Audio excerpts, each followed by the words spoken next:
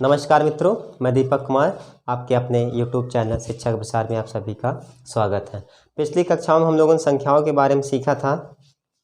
आज उसी के आगे हम सवाल लेकर आएंगे और उस पर चर्चा करेंगे। हम लोग धीरे धीरे देखेंगे उस पर संख्याएं कितनी रिवीजन हुई है, आप कितना पढ़े हैं, उसी के आगे हम लोग चर्चा करते हैं। संख्याओं पर सवाल ही देखते हैं और उस संख्याओं में हमने पढ़ा था तमाम प्रकार की संख्याओं में, उसमें से सबसे ज़रूरी आज उसी पर सवाल बहुत इंपॉर्टेंट है। क्या? अभाज्य संख्या। अभाज्य संख्या मतलब प्राइम नंबर पर ही सवाल ज़्यादा होंगे। अच्छा, प्राइम नंबर को की तो परिभाषा आपने तो देखा ही होगा कि ऐसी संख्या है जिनका मासा क्या हो, ऐसी संख्या है जिनका फैक्टर 2 हो, एक वह संख्या स्वयं हो और दूसरा फैक्टर क्या बने, 1 हो। आभाज्य संख्या यही हम लोगों ने सीखा था। ऐसी संख्या है जिनका फैक्टर 2 हो या जो गुणनखंड 2 हो, एक संख्या स्वयं हो और एक हो, दूसरा क्या होनी चाहिए, 1 होनी चाहिए। अब देखिए इसी में हम लोग पढ़ते हैं। आपको पता तो है कि आभाज्य संख्या कितनी होती है, 2, 3, 5, 7, 11, 13, 17, 19, 23, 29 ... अब वही चीज़ हम लोग सीखते हैं। आप ये याद रखिए कि जो 2 एक ऐसा प्राइम नंबर है, हमारा एक ऐसा प्राइम नंबर है जो क्या है, सम है, इवन है। और जितनी प्राइम नंबर होगी 2, 3, 5, 7, 11, 13, 17, 19, 23, 29, 31, 37, 41 ... अब देखिए केवल एक यही एक ऐसा संख्या क्या इवन है और सब क्या है, ये सभी संख्याएं क्या होंगी, ऑड होंगी। ये आप नोटिस करिएगा, यह एक ऐसी संख्या है जो एक सम होते हुए भी अभाज्य है और सभी संख्याएं क्या होती हैं, अभाज्य तो है ही है लेकिन विषम है। ये संख्या क्या है, सभी विषम होंगी। अब वही चीज़ हम लोग पढ़ते हैं। देखिए 1 से लेकर 10 तक में कुल 4 अभाज्य संख्याएं मिलती हैं। 1 से लेकर 10 तक में 1 से लेकर 10 तक की संख्याओं में कुल 4 अभाज्य मिलती हैं। 1 से लेकर 20 तक में कुल 8 संख्याएं मिलती हैं। 1 से लेकर 50 तक में कुल 15 संख्याएं मिलती हैं। 1 से लेकर 100 तक में कुल 25 संख्याएं मिलती हैं। 1 से लेकर 100 तक में 25 संख्याएं और 1 से लेकर 200 तक में कुल 46 संख्याएं मिलती हैं। आप और निकाल सकते हैं, कई संख्याएं होती हैं। अब देखिए ये याद रखिएगा सभी संख्याएं विषम होती हैं केवल 2 को छोड़कर। अभाज्य में केवल 2 एक ऐसी संख्या है जो क्या है, एक सम होते हुए भी अभाज्य है।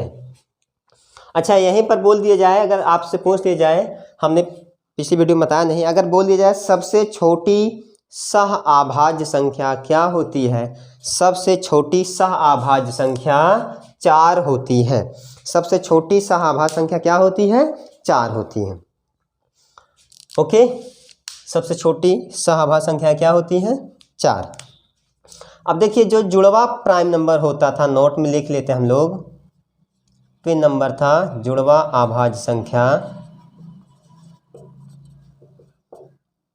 जो जुड़वा अभाज्य संख्या थी, जुड़वा अभाज्य संख्या 1 से लेकर 100 तक में, 1 से लेकर 100 तक की गिनती में कुल 8 ही जुड़वा संख्याएं मिलती हैं। कुल 8 ही संख्याएं मिलती हैं। 1 से लेकर 100 तक में जुड़वा अभाज्य संख्या कुल कितनी होती है, 8। बस इतने ही जोड़े बनते हैं, मतलब उतने ही जोड़े पाए जाते हैं जुड़वा अभाज्य संख्याओं में। अब देखिए जुड़वा अभाज्य संख्याओं में अब कुछ यहीं पर हमको सीखना है। क्या याद रखिएगा, बेहद इंपॉर्टेंट है, इसी पर बहुत सवाल होंगे। अगर हम कह दें इवन और इवन का गुणा करेंगे तो क्या मिलेगा, इवन और इवन का गुणा करेंगे तो इवन ही प्राप्त होता। इवन और ऑड का गुणा करें, इवन ऑड तो पता, इवन मतलब सम, ऑड मतलब विषम, क्या मिलेगा, इवन ही मिलेगा।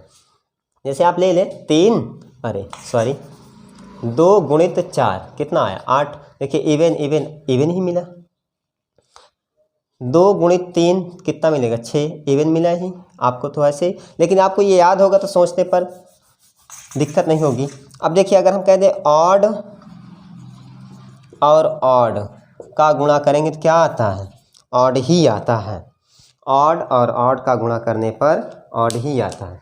दूसरा देखिए पहला था, मान लीजिए ये दूसरा देखें हम, इसको हम रफ कर देते हैं।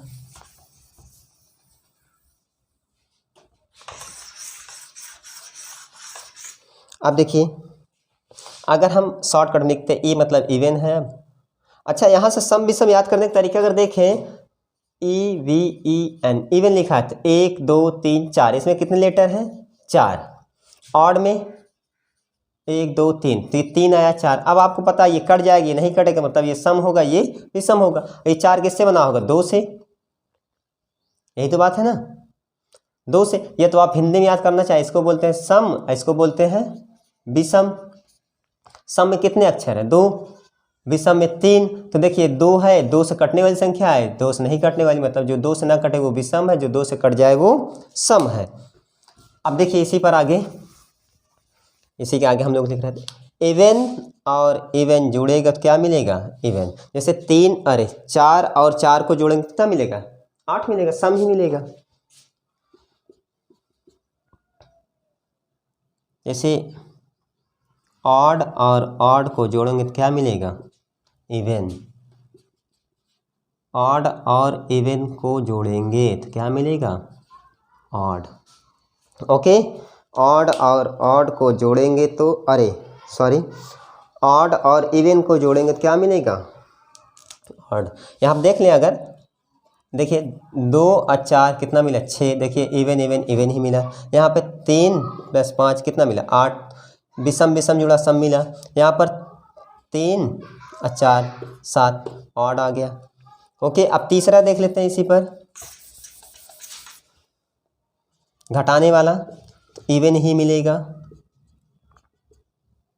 ऑड और ऑड से घटाएंगे तो इवन ही मिलेगा, ऑड और इवन घटाएंगे तो ऑड मिलेगा बस।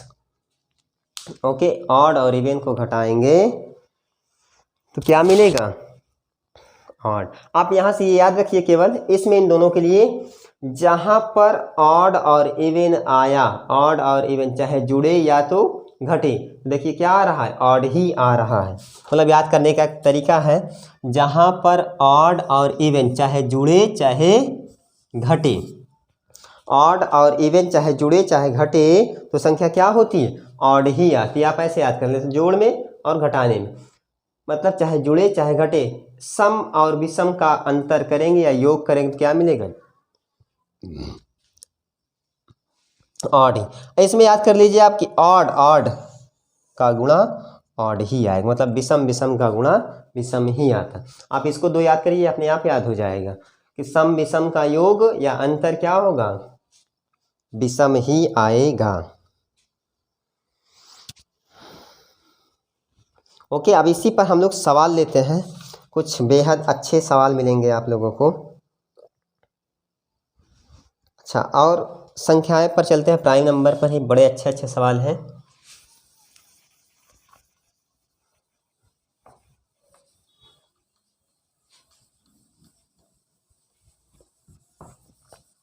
देखिए अगर हम आप सवाल ऐसे ही ले लेते हैं, एक दो ऐसे चेक करते हैं कि संख्या भाज्य है या अभाज्य है। हम कह दें कि देखिए 27 अभाज्य है या भाज्य है। संख्या 27 क्या है भाज्य है या अभाज्य है। अब हमें तो पता है कि ये दिख रहा है 3 से भी कट जाएगा, 9 से भी कट जाएगा, भाज्य तो है, लेकिन हमको पता कैसे करना। अगर आप पता करना चाहें तो अब देखिए, अगर जो संख्या दी हो, जो संख्या पूछे भाज्य है या अभाज्य, उसके नज़दीक में ढूंढे किसका वर्ग है, वर्गमूल है। तो अगर देखा जाए वर्ग है, तो अगर देखें इसके नज़दीक में 5 का वर्ग कितना होता है 25, 5 का वर्ग 25। अगर 6 का वर्ग लेंगे तो कितना हो जाएगा 36, से ज़्यादा हो गया तो लेना नहीं है। 25 आया, मतलब ये देखा जाए तो ये इसके पास में है, तो 5 का वर्ग ही 25 रहा होगा, तो इसका मतलब जो 5 आया होगा इसके पहले जितनी संख्याएं हैं आप उससे काट लें। अगर वो संख्या कट जाती है उससे तो संख्या क्या होगी, भाज्य होगी। अगर नहीं कटती है तो भाज्य होगी। चेक करते हैं, 2 से नहीं कटा, 3 से कट गया। हमने बोला वो संख्या जिसका वर्गमूल मिल जाए, संख्या इसके नज़दीक पहुंच जाए, उसी को उसके अंतर्गत जितनी संख्या आती है लिख लीजिए और उससे भाग दीजिए संख्या को। अगर वो संख्या कट जाती है तो क्या होगी, वो भाज्य होगी। अगर नहीं कटती है तो अभाज्य होगी। ओके, तो अब देखिए 2 से नहीं कटा, 3 से कट गया, संख्या क्या हो गई, भाज्य है। समझ में आया, ये संख्या क्या है, भाज्य है। अब देखिए अगर हम कह दें कि 101 भाज्य है या अभाज्य, ये संख्या जो है भाज्य है या अभाज्य है, तो आप ऐसे चेक करेंगे। 10 का वर्ग 100 होता है, 10 का वर्ग 100 होता है, 11 का 121 होता है, तो इसके पहले कितनी आएंगी संख्या, 2 3 5 7, बस 10 नहीं ले सकते आप देख रहे हैं विषम है, ये सम है, कटेगा नहीं, कोई मतलब ही नहीं। हमको ये चेक करना ज़्यादा से जो विषम संख्याएं होती है उसी से चेक कर ले, जल्दी पता चल जाता है। नहीं तो आप पूरा लिखेंगे 1 2 3 4 5 6 7, अब पूरा अगर लिखना चाहें 4 5 6 7 8 9 10, तो ये ऐसे थोड़ी ना चेक करना। अब हमको पता है विषम संख्या है, क्योंकि अभाज्य संख्याएं हमेशा क्या होती है, विषम। जब विषम है तो क्या ये इससे कटेगी विषम संख्याएं, कभी इससे तो कटने की कोई चांस ही नहीं है। तो बचा क्या हमारा, 2 बचा, क्योंकि अभाज्य संख्या है ये। इससे भी आप नहीं चेक कर सकते, अगर चेक करेंगे दिख रहा है ये सम विषम है, ये सम है, तो कटेगा नहीं, तो आप इसको भी हटा सकते हैं। तो बचा कितना, 3 5 7 9 से आप चेक कर ले। अब देखें 3 से नहीं कटेगा, 3 3 का 9, 2 बच के 11 हो गया, 5 दूनी 10, 1 बच गया, 7 से 7 एक कम 7, 3 7 चौक 28, 3 बच गया 9 से कटना है। तो अब हमें क्या पता हो गया, अभाज्य है। क्या है ये, अभाज्य है, ये संख्या क्या है, अभाज्य है। लेकिन आप यहाँ पर देखें थोड़ी सी हमें मुश्किल हो रही है, क्योंकि छोटी संख्या है, तो आप यहाँ पर चेक कर ले रहे हैं। चलिए हम चेक कर लेते, 3 5 7 9। अगर ये बहुत बड़ी संख्या दे दे तो आप ढूंढने में थोड़ा सा कठिनाई होगी आपको। तो आप इसके लिए एक चीज़ याद कर लीजिए, बड़ा अच्छा शॉर्ट फॉर्म है। कोई भी संख्या भाज्य अभाज्य चेक करना है तो उस संख्या में ये ढूंढिए, बस कोई भी संख्या हो, 6 का गुणांक हो, या तो प्लस हो जाए या तो माइनस, मतलब 1 से अधिक, मतलब इसका फॉर्म लिख सकते हैं 6n+1 या 6n-1, मतलब 6 के गुणांक में हो, 6 के गुणांक में हो, 6 के गुणांक में हो, 1 से मतलब उससे 1 ज़्यादा हो या तो 1 कम हो। लेकिन इसमें एक बात जरूर याद रखेंगे, n जो होगा 100% क्या होना चाहिए, अभाज्य होना चाहिए। n क्या होना चाहिए, अभाज्य, मतलब जो फैक्टर बनाएंगे वो संख्या क्या होनी चाहिए, अभाज्य होनी चाहिए। और जैसे अभाज्य आपको मिला, एक जोड़ने पर या घटाने पर वो संख्या 100% क्या हो जाएगी, वो अभाज्य होगी। फिर से सुने हमारी बात, संख्या को सिर्फ 6n+-1 के रूप में ढूंढें। अगर 6n जो होगा अगर वो अभाज्य है, 100% अभाज्य है, तो संख्या क्या होगी, 100% आप अभाज्य कर सकते हैं। जैसे आप देखिए इसी को हल करते हैं हम, इस रूप में बनाकर सॉल्व करेंगे 101 को। तो अब देखिए 6 किससे गुणा करें कि पहुँचे, 17 छक्का 102 में से 1 घटा दें तो संख्या क्या हो गई, इतना बनेगी, 101 आ गई। 17 छक्का 102, 1 घटा 101 आ गया। अच्छा 101 आया तो ये देखिए 17 क्या है, हमारा प्राइम नंबर है। संख्या क्या है, प्राइम नंबर। जैसे ये पता हुआ कि हमें अभाज्य है तो संख्या क्या हो गई, अभाज्य हो गई। ओके मित्रों, ये संख्या क्या हो गई, अभाज्य हो गई। जैसे हमें पता चले संख्या अभाज्य है तो संख्या क्या हो गई, अभाज्य हो गई। अब देखिए इसी पर और आगे,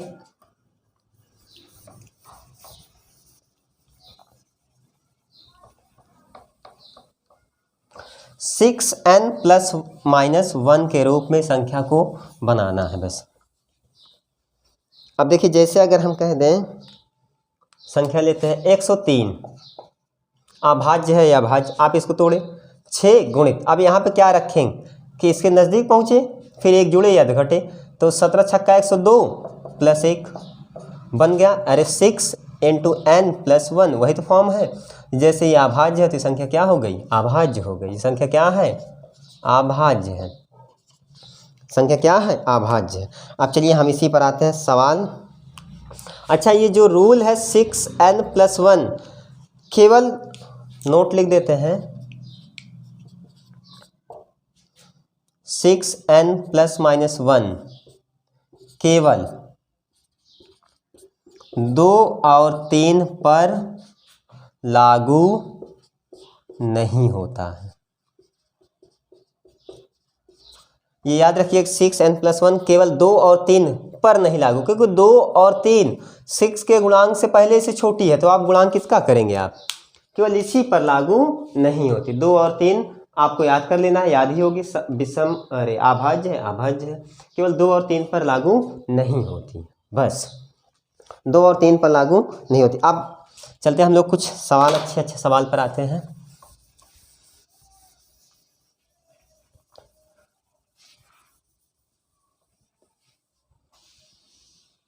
चलिए देखिए, सवाल लेते हैं हम लोग, बहुत अच्छा सवाल है। लिखा है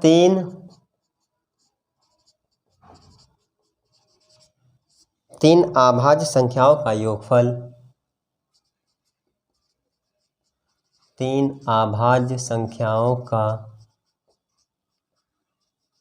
योगफल 100 है। यदि इनमें से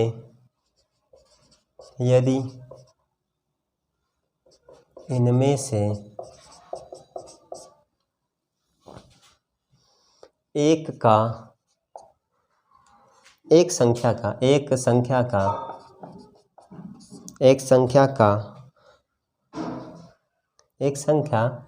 दूसरी संख्या से 36 अधिक है, तो संख्या क्या होगी। ऑप्शन है 17, दूसरा ऑप्शन है 19, तीसरा है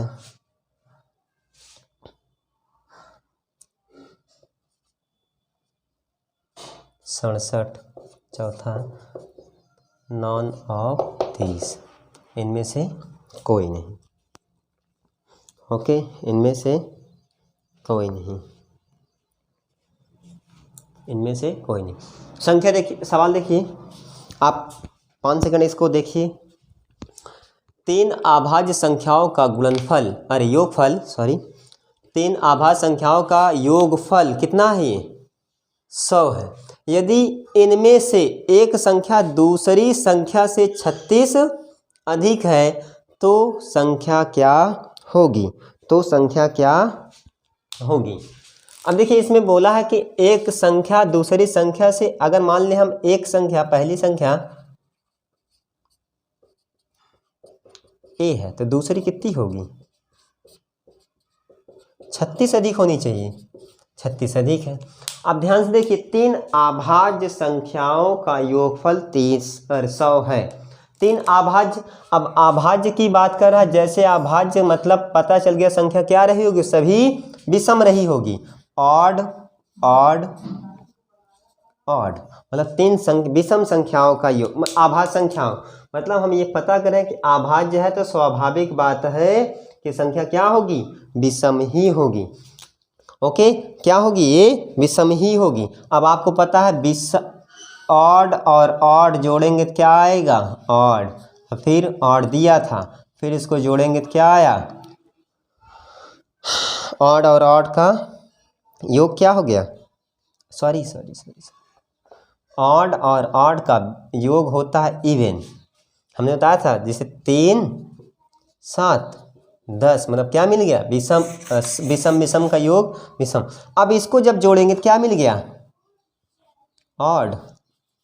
हमने बताया था इवन और ऑड का चाहे योगफल हो चाहे अंतर हो, संख्या क्या आती है हमेशा, ऑड। मतलब इसको जोड़े तो इवन आया, ये ऐसे लिख दिए, फिर इसको जोड़े तो ये क्या आया, ऑड आया। हमारा आंसर किस में पूछना चाहता है, वो संख्या क्या होनी चाहिए, विषम होनी चाहिए। हम जैसे तीनों संख्याएं विषम लिए तो संख्या क्या हो गई, विषम आ गई। मतलब तीनों का योग हल करने पर विषम आ रहा है, जबकि दिया क्या है, सम। 100 एक सम संख्या है। इससे ये पता चलता है कि कोई इसमें से एक संख्या ऐसी होगी जो इवन होगी। इवन आभाज्य संख्या क्या होती है, 2 केवल। फिर समझिए, इन तीनों विषम संख्याओं का योग हमने किया तो आंसर हमें क्या मिला, ऑड। तीनों संख्याओं का योग ऑड आ गया। उसने दिया क्या है, सम। 100 है ना, सम। इसका मतलब है इसमें से कोई एक संख्या क्या नहीं होगी, इवन नहीं होगी। इसका मतलब इसमें तो 100% एक संख्या क्या होगी, 2 तो रही होगी। वो संख्या क्या होगी, हम मान लेते हैं इसमें, माना एक संख्या 2 तो रही होगी 100%। समझ में आया। देखिए 3 विषम संख्याओं का योग विषम आया, लेकिन इसने दिया है कि 3 अभाज्य। अभाज्य मतलब विषम, क्योंकि अभाज्य होने का मतलब है कि 100% 2 को छोड़कर विषम ही होगी। तो तीनों को जैसे जोड़े तो ऑड आ गया, आया सम। इसका मतलब इसमें कोई एक संख्या इवन नहीं होगी। इवन क्या होगी, ये। और क्या है, ये प्राइम नंबर है, ये भी तो प्राइम है। अब देखिए, अब हमें पता गया ये और ये तीनों का योग कितना है, 100 के बराबर। देखिए ये भी विषम है, ये भी विषम रहा होगा, ये सम।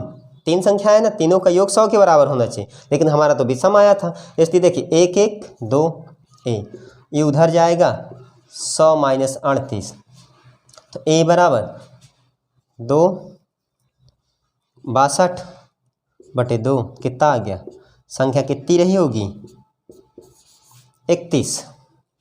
संख्या कितनी रही होगी, 31। दूसरी संख्या क्या रही होगी, दूसरी होगी 31 + 36, 7 3 3 6, क्या होगा, 9 9 20। संख्या क्या, संख्या पूछा, संख्या क्या रही होगी, 31 रही होगी। समझ में आया, ये तो दूसरी संख्या थी। ओके, समझ में आया। चलिए अगले सवाल पर चलते हैं। आशा होगी कि ये सवाल आपको अच्छे से समझ में आया होगा। ये आपको याद होना चाहिए, केवल इवन और ऑड का ही प्लस हो या माइनस हो क्या आता है, ऑड ही आता है। इवन और ऑड का प्लस हो या तो माइनस हो क्या आता है, ऑड ही आता है।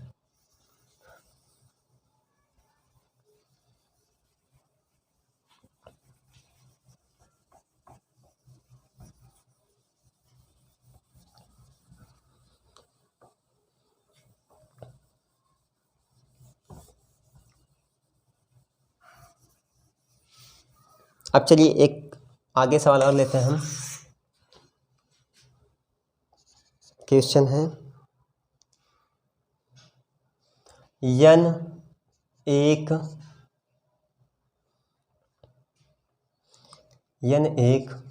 धनात्मक पूर्णांक है कि n² + 48 एक पूर्ण वर्ग है, पूर्ण वर्ग है। इस प्रकार n के संभावित मान ज्ञात करें। ऑप्शन है 1 2 3 5। 1 2 3 5। आप इसको सवाल को देखें।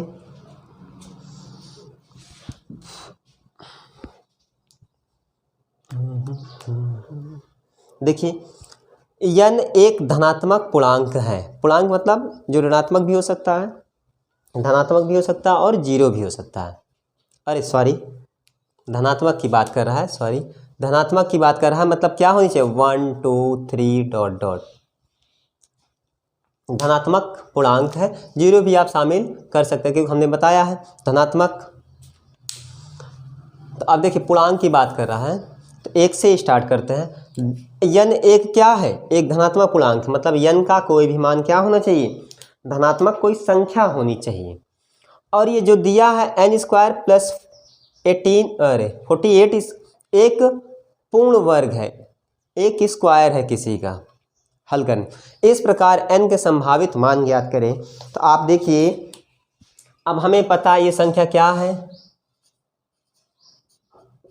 एक पूर्ण वर्ग है। इसका मतलब किसी का तो पूर्ण वर्ग रहा होगा, तो मान लेते हैं संख्या इसका, इस पर मान रखेंगे तो ये संख्या ये मिल जाएगी, a का स्क्वायर बराबर ये, मतलब पूर्ण वर्ग है ना, वर्ग है, कोई संख्या उसका वर्ग है, तो इसको इधर लेके आइए, a square minus n square बराबर 48। तो अब देखिए a minus n, a plus n बराबर 48। अब आप इसको फार्मूला लगा दिए। तब आप देखिए इन दोनों का ऐसा फैक्टर बनाइए कि 48 बराबर आए, तो 1 गुणित 48, 2 गुणित 24, 3 गुणित 16, 4 गुणित 12 चौक 48, 6 अट्ठे 48। आप देखें इसमें तो ये संख्या कितनी बन गई, 5। अब आप यहीं पर टिक कर देते 5। आप इसको पहले समझिए, ये बोला है दोनों का इतना होना चाहिए, इसका मतलब है कि n के संभावित मान पूछा है। ये तो हमारे n के मान तो आए हैं, लेकिन ये पूरे a minus n, a plus n के मान निकल रहे हैं। हम यहाँ पे चेक करते हैं तो a प्लस n बराबर 48, a माइनस n बराबर 1, मतलब ये इसका मान है, ये इसका मान है। अगर इसको आप हल करेंगे तो देखिए कट गया, nn 2n बराबर 47, तो n बराबर 47/2। अब देखिए ये संख्या क्या आ गई, इंटीजर आ गई, पूर्णांक, अरे सॉरी परिमेय आ गई, रैशनल नंबर आ गई, ये परिमेय आ गई। अब ये पूछा क्या है, पूर्णांक होनी चाहिए, तो ये तो गलत हो गया ना। तो अब आप यहीं से देखिए 48 में से 1 जाएगा 47, जब 2 काटेंगे तो 47/2, तो ये एक ऑप्शन कट गया।